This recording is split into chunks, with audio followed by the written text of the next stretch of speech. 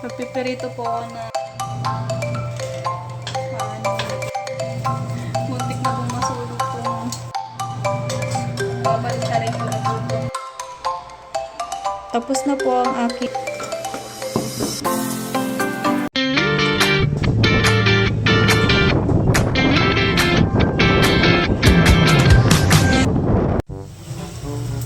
magpipirito po ako ng cheese stick pang merienda.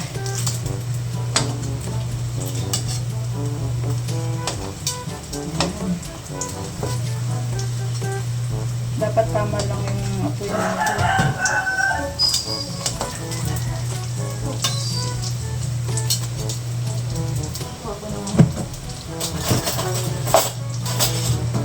Kuha ko ng tinidor. Mahirap baliin.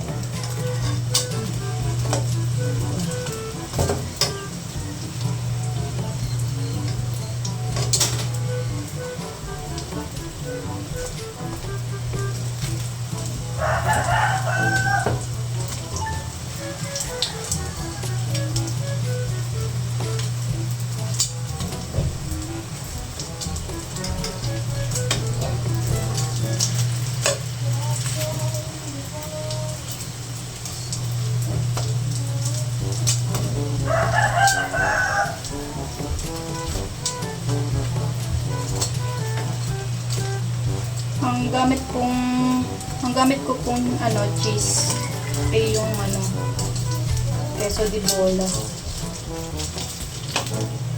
Ayun.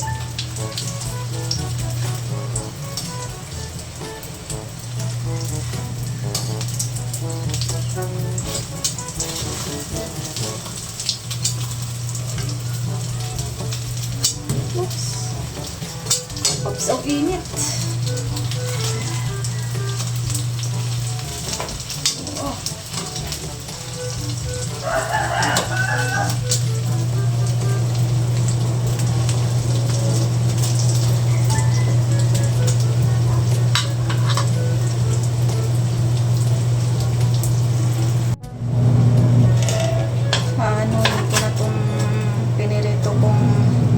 Cheese stick, ilalagay ko po dito. Wala po kasing tissue kaya dito ko na lang ilalagay. Para po yung mantika. Hindi po masyadong mamantikain. Sobrang mamantikain eh.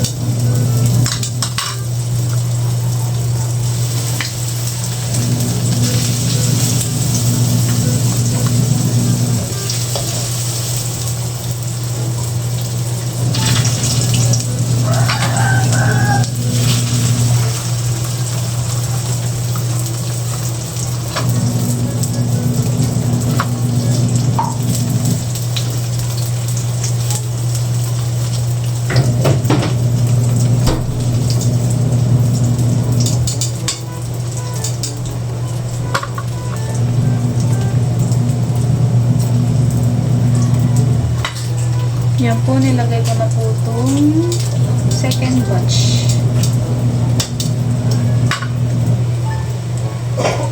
Dadagdagan po natin ng mantika. Okay na po.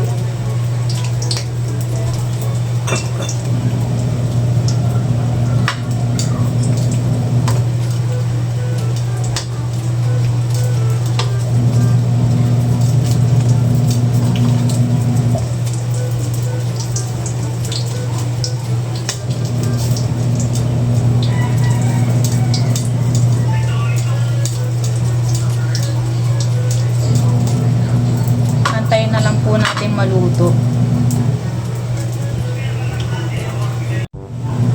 Itong una kong pinirito, ibibigay ko na po sa baba para pang merienda. Pang merienda po ng mga bata sa baba. Muntik na pong masunog tong pinirito kong cheese stick.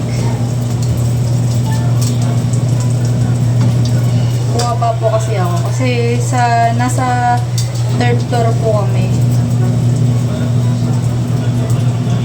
Kaya yung merienda, binaba ko.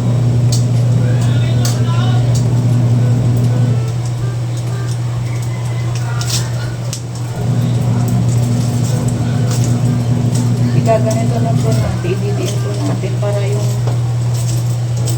yung wrapper ng lumpia mapirito.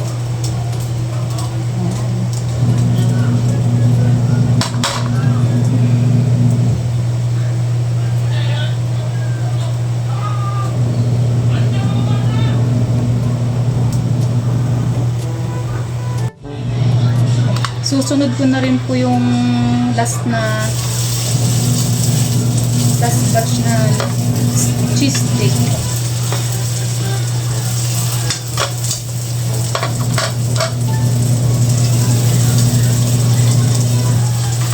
Ito pong cheese stick na to ay ginawa ko po to nung isang araw pa po. Buti na nga lang po yung naalala ko. Kasi nasa freezer siya eh. Kaya ngayon, okay pa naman to kasi cheese lang naman ang nasa loob niya. Hindi naman pong laman. Kaya walang problema sa kahit mga 5 araw, 3 araw po ito.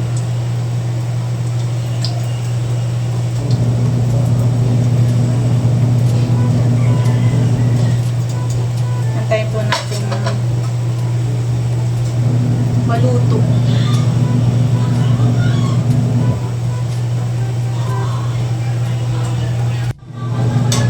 Babalik na rin po na po itong cheese stick na last batch. Uy, ganda ng pagkakapirito ah. Brown na brown.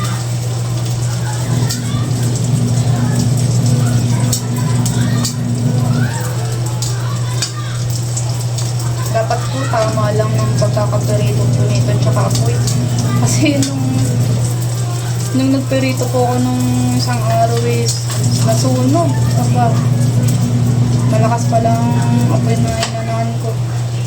Kaya nasunog po yung wrapper. Pero tinanggal naman po yung nasunog. Pero okay pa naman. Sarap naman po.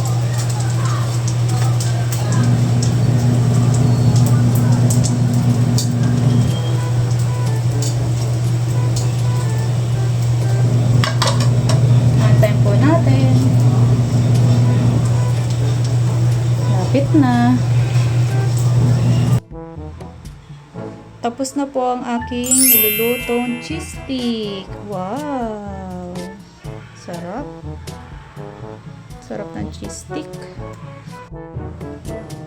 Merienda time na. Merienda na tayo.